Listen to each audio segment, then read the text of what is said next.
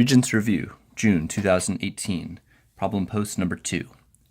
When an apple is dropped from a tower 256 feet high, the function h of t models the height of the apple in feet after t seconds. Determine algebraically the number of seconds it takes the apple to hit the ground. So h of t will be representing our height, and the t will be representing our time in seconds. When the apple hits the ground, the height will have to be 0. So I'm going to substitute a 0 for h of t. So I'll have 0 is equal to negative 16t squared plus 256. To solve algebraically, we can use any of the methods including completing the square, the quadratic formula, or factoring. For this problem, I'll demonstrate factoring. To solve by factoring, I'm going to first find the greatest common factor, negative 16, and factor that out. So I notice that negative 16 is a factor of both negative 16 and 256. So I'll factor out the negative 16. For the first term, I'll be left with a t squared. And since I'm factoring out a negative, I'm going to need to change this plus sign to a minus sign. And 256 divided by 16 is 16. Notice that if I were to multiply the negative 16 back into the group of parentheses, I would arrive at my original expression. From here, now that I have t squared minus 16, I notice that this is factorable by difference of two squares. So I'll factor this further, and I'll have two groups of parentheses using the square root of the first term and the square root of the second term, and opposite signs. So again, if I were to multiply these two factors together, I would arrive at this expression, t squared minus 16. Once I have factored the expression completely, I can set each factor equal to 0.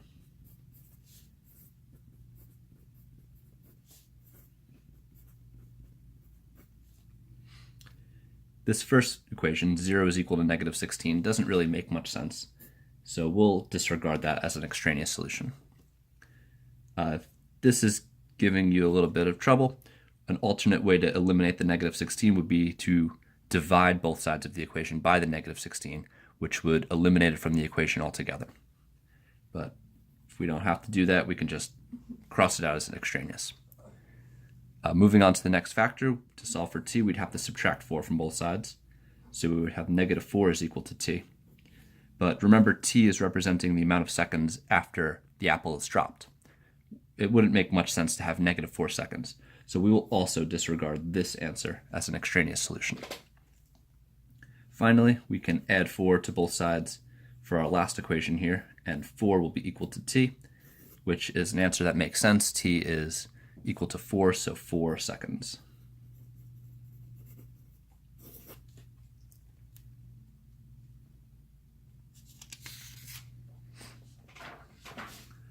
Solve the equation below algebraically for the exact value of x, meaning we don't want to round. So to solve algebraically, our first step will be to distribute this negative 2/3 into this group of parentheses.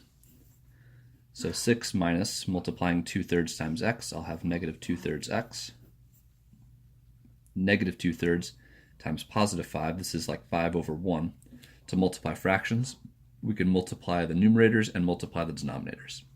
So negative times positive is negative, 2 times 5 is 10, 3 times 1 is 3. From here, we can combine like terms on the left. It might be a little bit extra work to find common denominators and combine these terms, but our calculator can do this for us.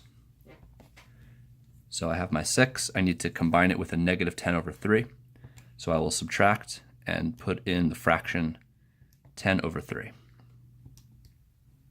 And that will give me 8/3 positive. So I'll have negative 2 over 3x plus 8 over 3 equals 4x. This problem seems a bit more confusing than normal because of all the fractions, but really we're just following the same steps we usually would to solve a linear equation. I need to move all my x terms to one side, move all my numbers to the other side, and then divide by the coefficient of x. So in this case, I will add 2/3 x to both sides, so that way all the x terms will be grouped on the right-hand side of the equation. So on this side, they'll cancel out. 8 over 3 will be equal to, now I have to add 4 and 2/3. Again, I can just use my fraction feature on the calculator to make this as easy as possible. And that will give me 14/3.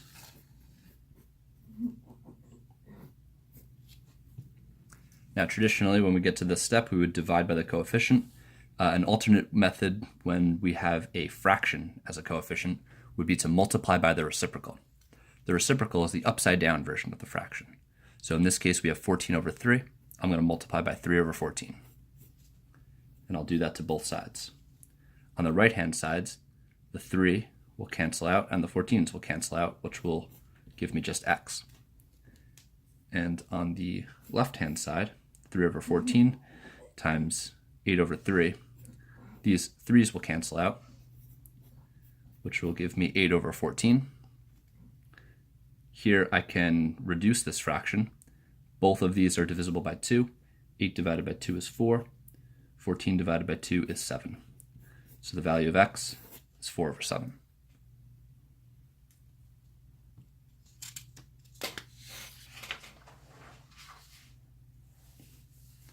Is the product of the square root of 16 and 4 over 7 rational or irrational? Explain your reasoning. So we're going to have to first find the product of these two values, and then using the definition of rational or irrational, explain which it is. So let's consider the square root of 16 and 4 over 7 and their product. Product means multiply. So we have the square root of 16 times 4 over 7. Simplifying a little bit, the square root of 16 is equal to 4. And 4, when I'm multiplying by the fraction, I'm just going to multiply it by the numerator. And I could multiply the denominators 1 and 7. 4 times 4 is 16. 1 times 7 is 7. So the product, in simplest terms as a fraction, is 16 over 7. Now we can declare that this is a rational number because it can be represented as a fraction of integers. So we'll say the product is rational.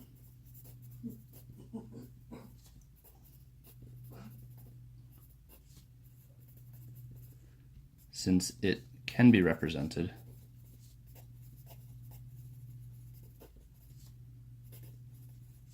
as a fraction of integers.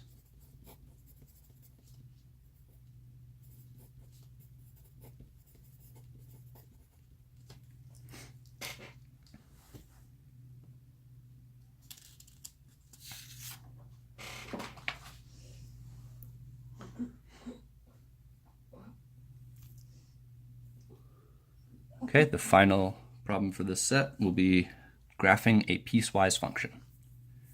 To graph a piecewise function, we will graph each piece separately, paying attention to the restrictions on the domain. So the first restriction says x is strictly less than 2. So anytime my input is less than 2, I'm going to graph this function -1/2 x. So let's go to our y equals screen and see what points we can plot for -1/2 x. So I'll put -1 over 2 x and go over to the table. The x value has to be less than 2. So any of these numbers I can plot. I think I'm just going to stick to the whole numbers. So -4, 2 is a point I can plot.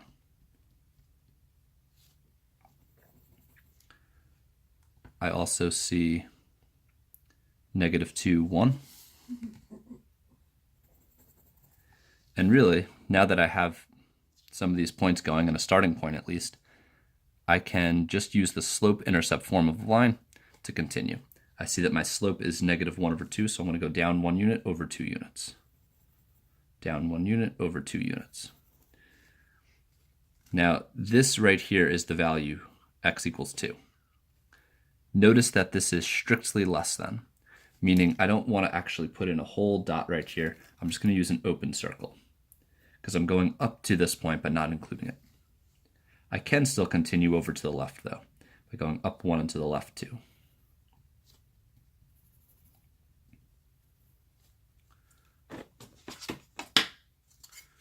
From here I can connect with a straight edge and put an arrow.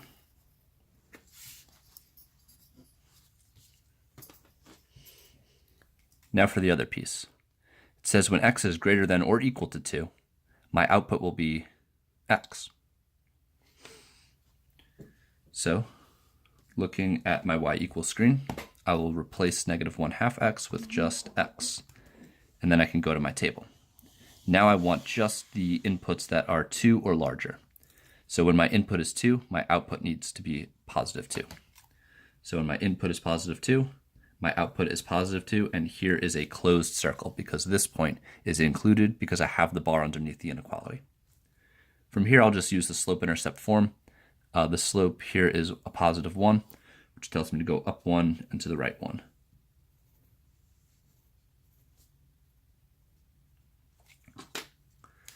Using my straight edge, I will connect the points, and that will be my function.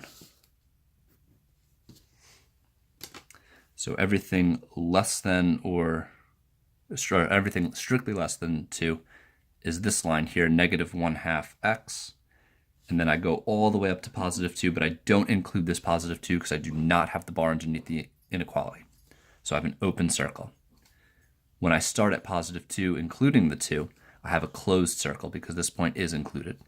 And then I follow this line where I go up 1 and over 1 with my slope of positive 1.